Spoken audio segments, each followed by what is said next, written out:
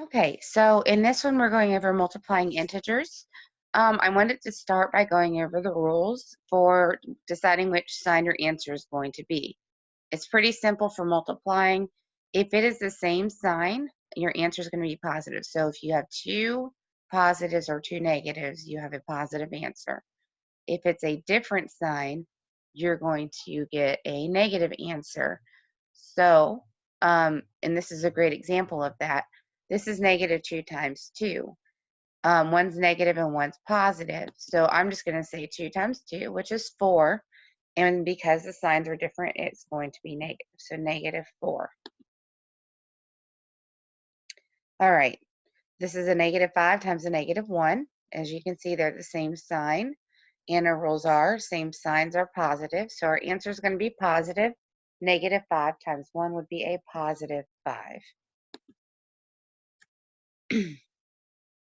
Again, these are the same sign. So we'll multiply the numbers. 7 times 2 is 14.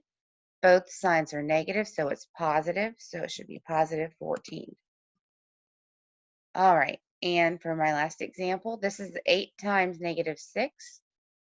They are different signs, and you see different signs, you should have a negative answer, so I'll put a negative in. And then 8 times 6 is 48, so negative 48 would be my answer. And that's how you do it. You guys have a great day.